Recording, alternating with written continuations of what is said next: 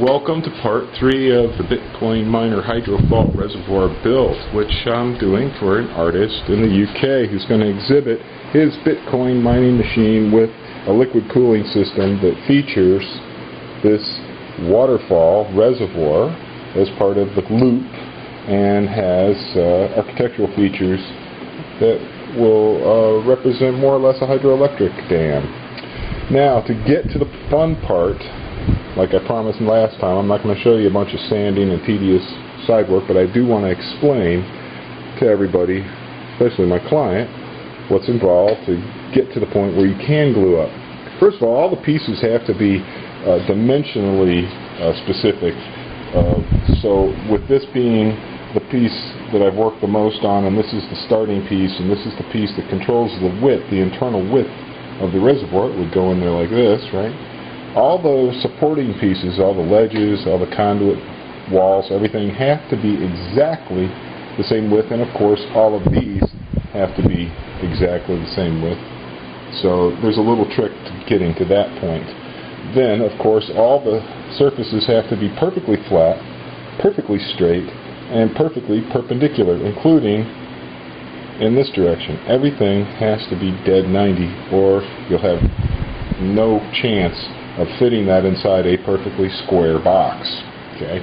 Especially one that's going to be watertight. So, the perfectly square box, here's the faces and the sides. As you can see, the height has been dialed in. They're all exactly the same height. The width and the side pieces exactly the same width. Super important. All of that's going to set on top of this, which is slightly oversized, but nonetheless I dress all the edges because I can't leave any rough saw-cut edges, because if I end up going over a little low spot from the saw blade, it would ruin the whole piece later because I couldn't polish it out. Okay, this has to be ready to be polished. And speaking of ready to be polished, how do you get there? Well, you start off by sanding with 220. And I use my table saw because it's perfectly flat and it has a fence. And this aids me in several ways. For instance, here's the top piece, which is not of a critical dimension yet, but has been dressed, okay? And I hold it up there with both hands, and I move it back and forth. And then I flip it around, and I move it back and forth the same number of times. And then I check it. And I keep going until my saw marks disappear. And then I flip it over, I do the same thing. And then I check if this is a width that has to be real specific. I check it against my key part, and I keep sanding until it is dead flush to it. It's very tedious. It takes about a half an hour apart because you're doing all four sides. Okay, 15 minutes to half an hour, depends on how bad the saw cuts are. Okay, now these have all been dressed to 220. To get to the point where I can make things optically clear, I have to get up to 400 and 600 grit. And in the process, I cannot change anything. So the next step is to peel up this 220 that I have down on my saw, which is really handy because as I lay down a powder line, I can just keep moving my fence along and get fresh paper, so to speak, and vacuum it off to start over. So now that I'm done with all the sanding that's for 220, I will apply my 320. I will do the same thing. This time I don't have to sand as much, and I have to count strokes. I'll have to count back and forth. Let's say I do this each side, it takes 4 swipes to get the 220 marks to 320 marks. That's what I'm trying to do. I'm trying to reduce the depth of the scratch marks by using finer and finer grade paper. So once I get to the point where I can no longer see my 220 scratch marks, I'll know, okay, it took 4 strokes, 8 strokes, whatever. So I'll do every single piece the exact same number, so they all shrink the exact same amount. Super important. Then I'll peel up my paper and I'll put down 400 and I will do the same thing. And then, depending on what I need to do, certain pieces will get brought up to 600 using a block by hand, because at that point the 600 removes so little material, I'm not so worried about changing the angles or shapes of anything. It's basically just buffing out 400 grit marks to 600, and then they're easily buffed out on the buffing wheel, which you've seen plenty of. Okay guys, this is sort of the intro to the video to get the real tedious part that would probably take a half hour to capture out of the way in 5 minutes. And we'll get on to the fun part next. Right, as the fighter jets fly over the house, right? How cool is that? What more could you want? Alright guys, we're getting close to assembly. Everything's been dressed down and polished, and it's all perfectly dimensioned and square, and everything's great. All the parts are still the same size. It's a beautiful thing. So now one of the things that I have to do to every single part I want to glue up, okay, is I have to put a slight chamfer on the edge. And the reason for that is the act of sanding and polishing puts a tiny little lip on each edge, and I have to knock that off. It's not a very big lip, so I can use 320, light pressure by hand, but every single part has to be ever so gently sanded just on the edge. So I go through every single part and do that, and then everything gets cleaned, all the edges get cleaned with Novus so that there'll be no residue, no oil from my hands, nothing on them, so that when I'm assembling them I'll have the best results. Okay, we'll get back to the assembly. Alright, almost time to glue up here. I'm going to start with the dividing wall that divides the two ports and that all the ledges will attach to. So all these parts have been cleaned with Novus, so they're ready to go. What I do is I only peel off what I need to peel off, because the more I protect, the better off I'm going to be. And everything has to be flush, so I have to be able to feel flush, not flush across a piece of paper, right? Everything has to be flush, everything has to be square. So luckily, since all my parts are square and the correct dimensions and everything, and nothing's crooked, as long as nothing wiggles back and forth, I'm a happy camper. And then this is a capillary applicator. It's got a tiny, tiny hollow blunt needle, and you're not actually squirting glue out. You're letting the two surfaces, the surface tension between the solvent and the two surfaces pull itself in through a capillary action, and it just goes. It just goes right where you put it. So right now, what I've done is I'm just holding my top flush so it doesn't wiggle around on me. The bottom's held by the square, and then I just run my needle right up the crack, and it'll just leach right into that joint.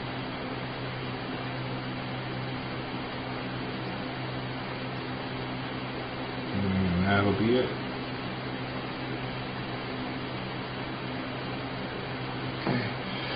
Okay, now I'm going to lay in a fillet of the cement.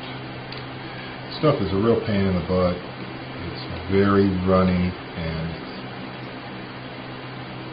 you can't touch it. You can only just put it on and get away from it. That's it. You can't do anything to fix it if you screw it up. Okay, while that cement's doing its thing, I'm going to start putting the ledges together.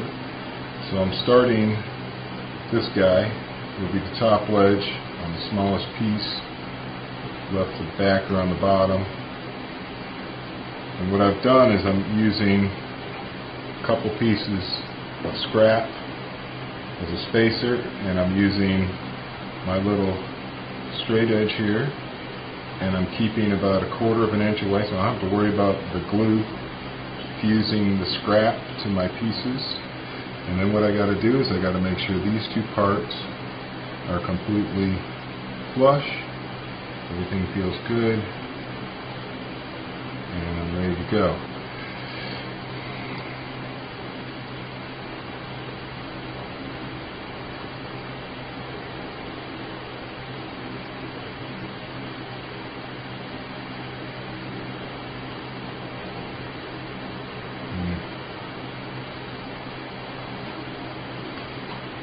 Okay, got a good clear joint out of that, so that's good. Very good. Okay, Lay down another bead of the slop here.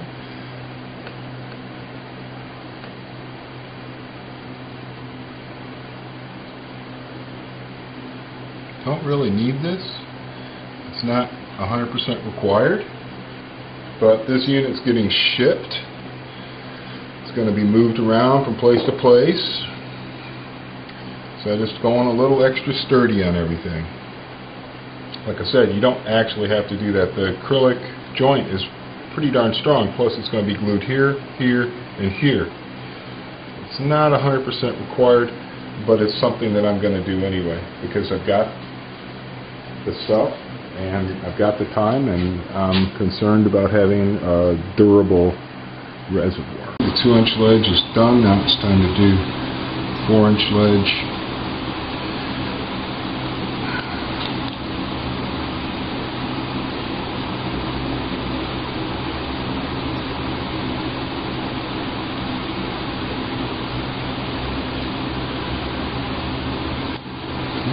That's set for 3 minutes. I'll put the cement on the 4-inch ledge.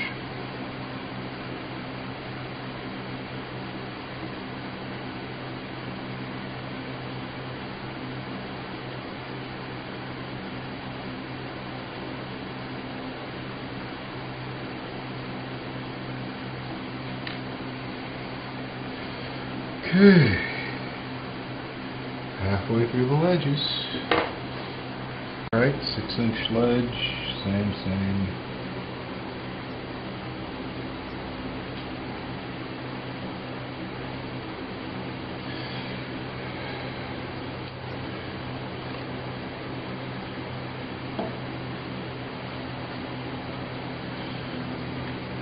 So that's just to show you what I'm trying to do. I put like a 45 web through there, a fillet.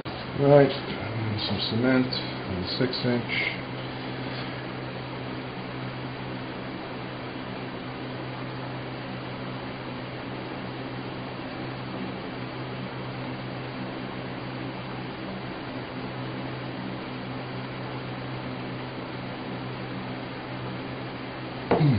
Stuff is a royal pain in the butt to work with. It just flows out so fast. Doing precision work with it, you need micro tips. 8-inch. Getting fused. Alright.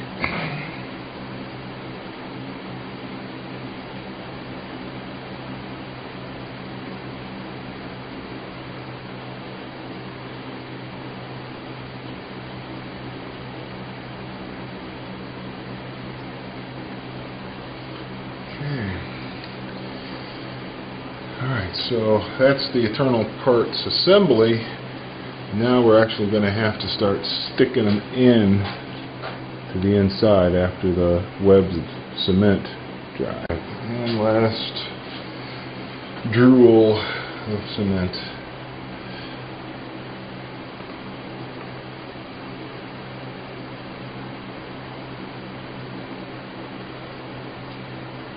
Looks big and fat now, but once it's dry, it really shrinks down a good deal.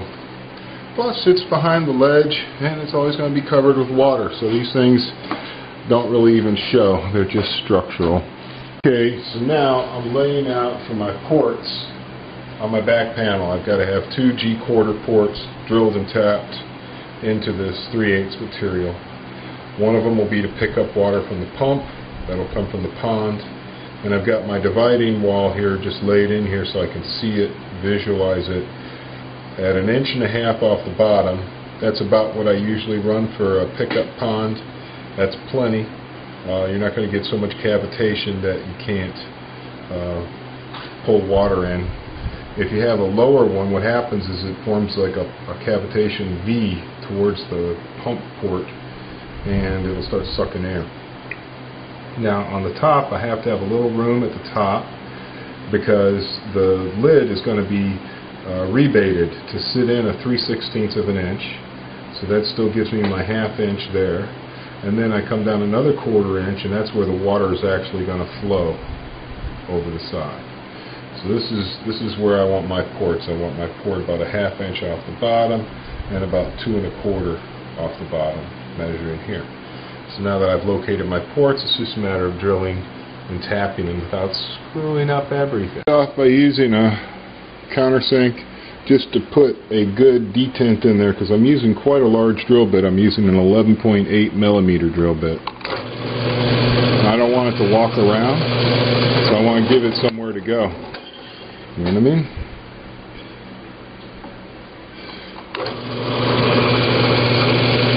Give it a good sized little detent. Go right where I want. Like everything else on this reservoir, this has to be perpendicular. So it's real important to drill it really clean, perfectly all the way through. I've looked for an acrylic specific bit that's 11.8 millimeters, but I have not found one. It would be cool, because then it would be even nicer and cleaner hole, but as long as you work at the right feed rate, it'll come right through it real nice.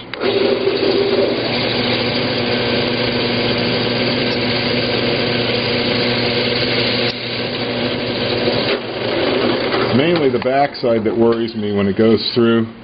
It's going to chip it and screw it all up, but it didn't. So, good. Alright. 2 holes drilled. Alright, tapping time. I like to use mold release wax on my G-quarter tap. I use a square and my hand drill. So yeah, there's plenty of room for error here. Yeah. But I've done it a few times.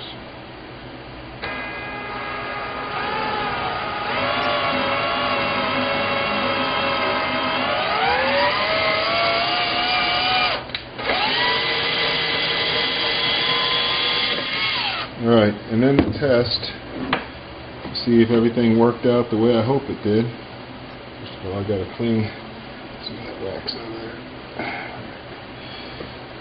And then I take a port and I screw it down on it and see if it goes down straight. And if it doesn't go down straight, then I got a problem. If it doesn't go flat up against the piece, if it lifts up on one side or the other, it's not going to seal perfectly.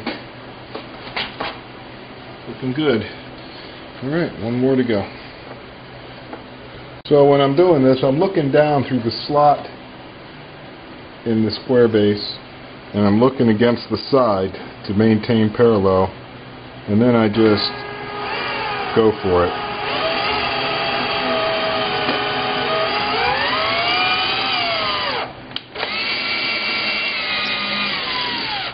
Okay, now test that one. Yeah, managed not to get quite as much wax in there this time. That's good. Got a little paper in the threads, but that won't hurt anything. It's flat. That's good. Alright, so I didn't screw up my piece. Now I can glue it up. And now we're getting serious. Now 3 pieces come together at once, and it starts being super, super important that everything is perfect. Just going to go along and do what I got to do here.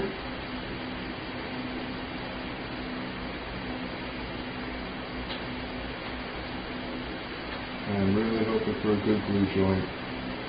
The thicker the material is, the harder it is to get that capillary action to do what you want. It's just harder. Can't clamp the pieces either, because that'll make it impossible for the glue to creep.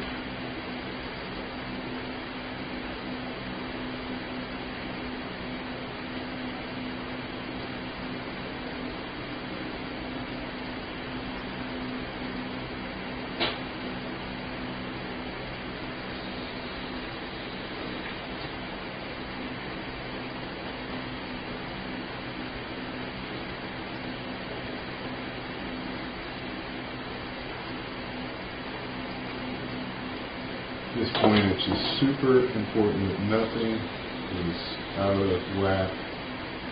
If anything's out of whack now, I'm screwed. Okay. Now I can lay down one bead right in here.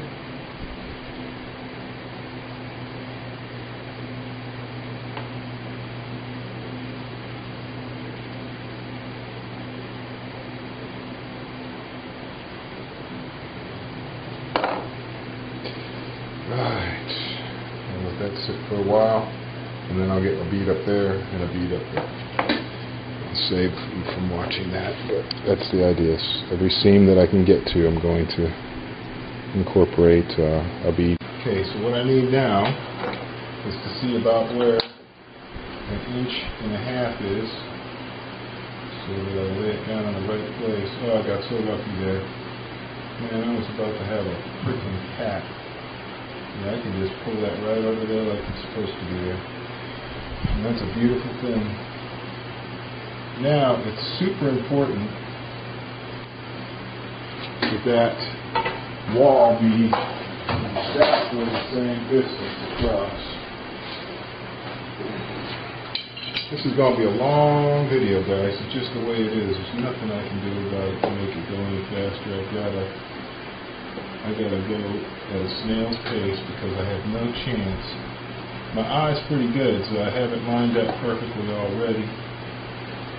I'm really good within 1/32. Just a touch. Okay, now, when anything else happens, anything stupid happens, gotta get in here and glue this thing down.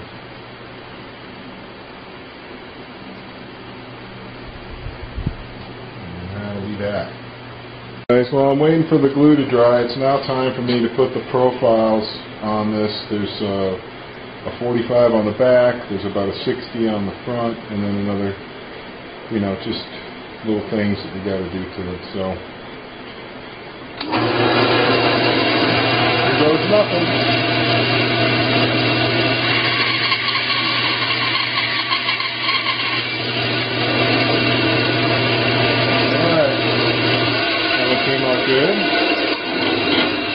Put another one in there. So what's nice about my little setup here is that it's repeatable. That's the bottom line. I can do the same thing to every single one of them. Which is super important.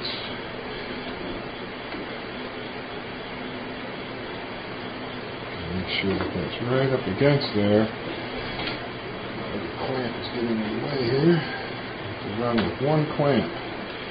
Alright, I'm going to make sure I'm up against it. I can do it again.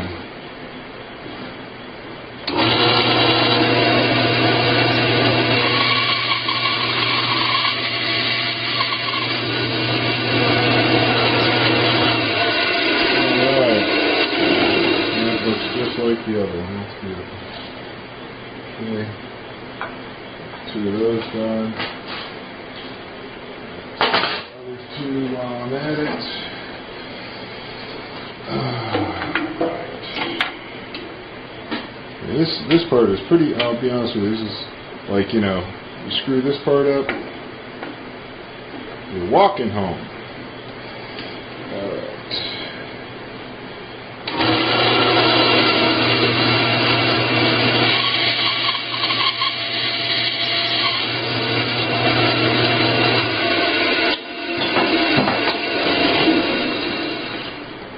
One more, the big one. Make sure I don't move my other clamp. Oh boy. It's going to be like that. Alright, I'm going to clamp it back here. Try and keep it from moving. And it'll just barely fit. I gotta clamp it somehow. Oh yeah. That's just lovely.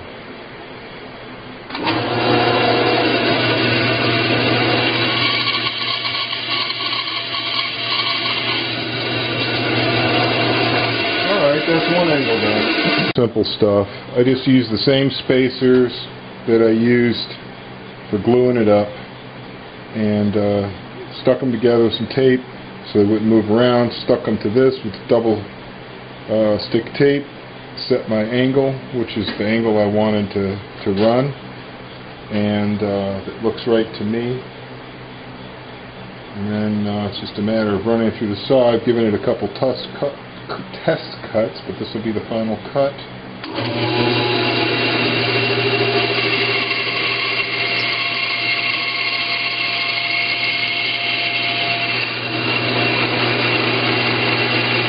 Okay, pretty cool looking, huh? That's gonna look awesome. Now I can just run the rest of them, no problem.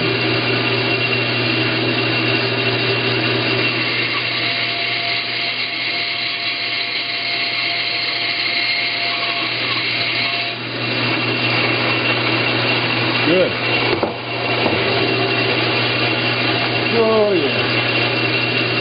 Making a mess over here in the shop, as usual.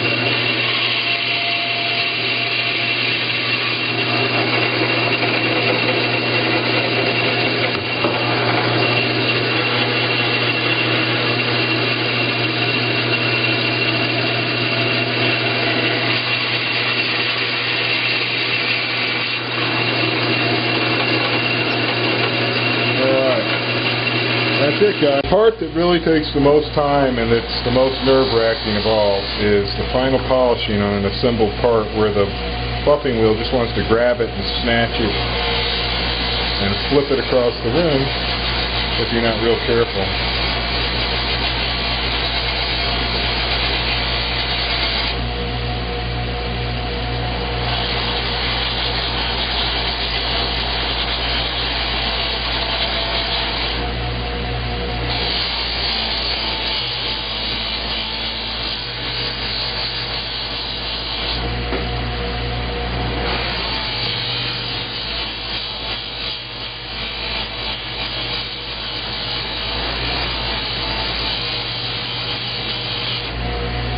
This is going to take a while, so I don't want to bore you guys.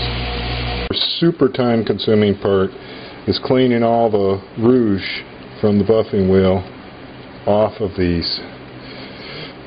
As you can see, it gets caught in between because these are crenulated. It gets caught in between every little crack and surface. It's a real pain in the butt. So I use lots and lots of Novus. Lots of time, and eventually they start looking like something. As you can imagine, this starts getting pretty crowded. As I start adding parts, I have less and less room to work.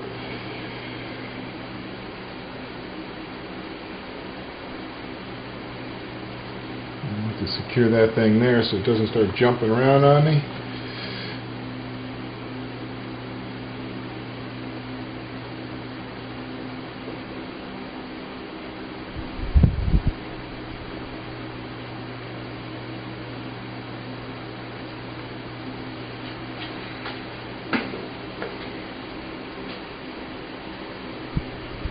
I like to roll the solvent back and forth around on the joint.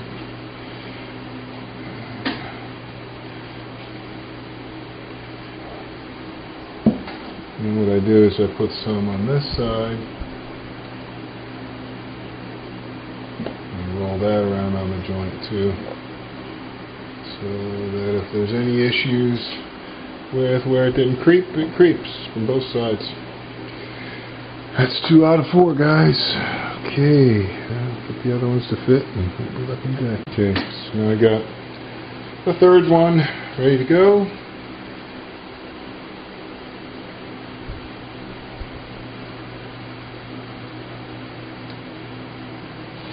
Like I said, I'm starting to run out of room here.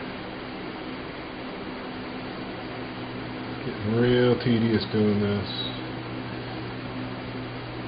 For a guy with big hands, doing little miniature work like this is not so easy, guys. Alright, one more to go. This last internal part, and now it's just a matter of making sure nothing moves and screws around. Oh, this is so much fun.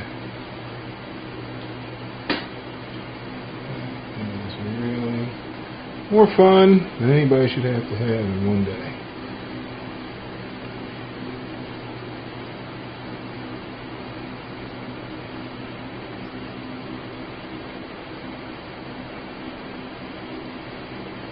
Make sure that that sticks when I move my square. Keep making marks with the square.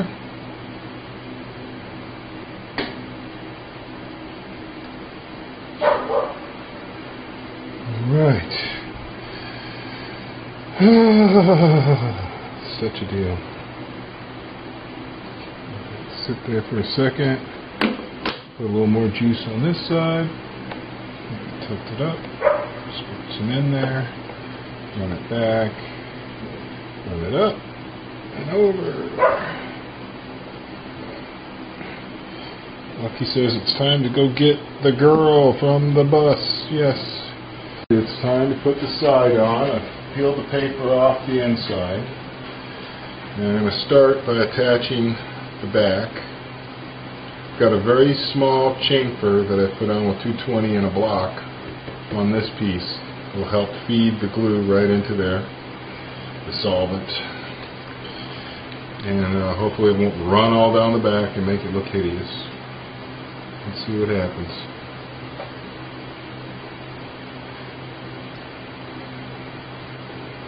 Try to hope. Hope for the best. Okay.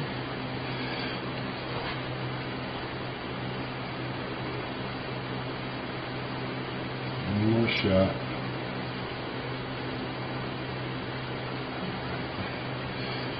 And hopefully that did what it was supposed to do. Again, there's a little chamfer here to guide it right down into the seam.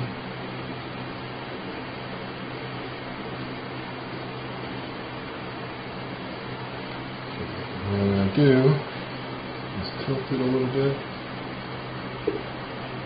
and just float it on through. Okay. And then just leave that alone for a while. So the deal is to glue the whole sides, everything that didn't get dealt with properly, right? Because I couldn't reach it. So now I got to go all the way down this long guy and get that to glue up. Hopefully that'll just glue up like a charm. And glue this. Glue this. Okay. Good, that came out clear. That looks good. Give that a second to set up. I'll move to the next one. Okay. Yeah, it's looking nice and wet. This is wetting up pretty good. Good, that's wetting up. Right, looking good. Oh, I'm getting a run down the side. There's a little too much room there. It's okay. It's the way it goes sometimes. Okay, and then I'm going to do this one by tilting it back. It runs in there. This guy here. Make sure I don't get too many runs. It looks like that went clear. Alright, and one last big long one to go.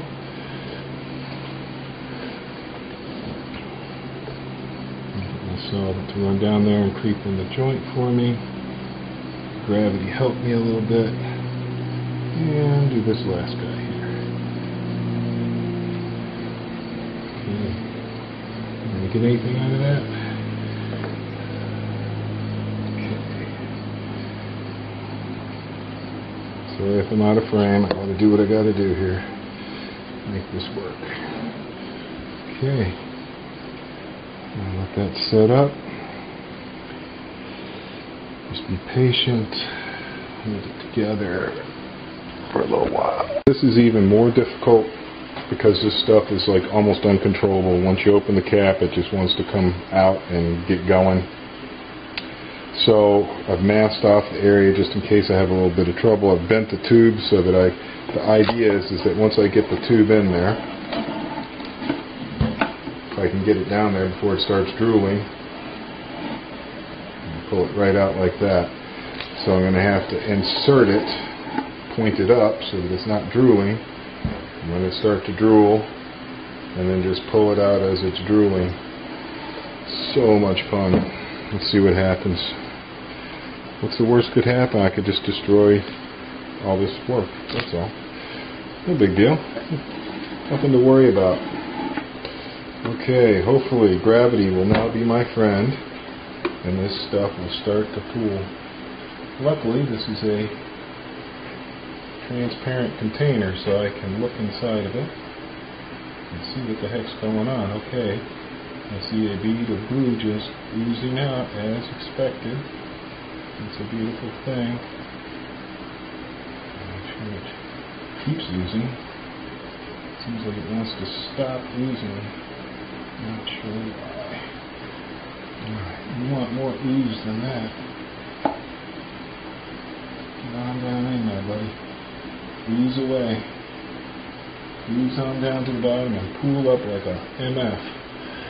But don't get all over my tape. Alright, now just keep pooling it right along here. Keep coming out. Now I can at least squeeze the tube a little bit. Oh, finally. Okay. Now I'm getting some control. I can actually control the tube a little bit. That's amazing. What a pain in the butt. Okay. I got some glue on the blue tape in there, which is not cool. I gotta get that blue tape out of there pronto. There's plenty up front too. Okay, that has officially closed off the bottom except for the front. And I'll do the front the same way this way once I close it off. It'll be a real piece of work to do that. So, let me see if I can get my tape out of here without a giant mess. And this one, I want to extract with forceps if I can. If I can get it to cooperate. And it won't just stick down.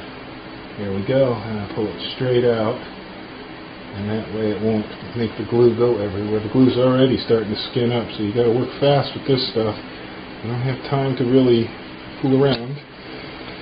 Okay, and then this one, I don't know if I can get it, but I will try to also do the same with that. And not leave any blue tape in there. Alright. So, bottom has been sealed 3 sides around. And now I'm just going to leave this propped up like this. And something that won't slide away. Be nice. Okay, it's time for the face. Now, to ensure that I get a super wet joint, what I'm going to do is I'm going to put a little liquid right in here, especially because I got that little guy right there that is worrying me. The hardened up stuff. And just get a nice wet line right in there. And you drop this right on it. Okay. Let it get started. It belongs. And that will really help me out. So that's assembly, guys. So until next time.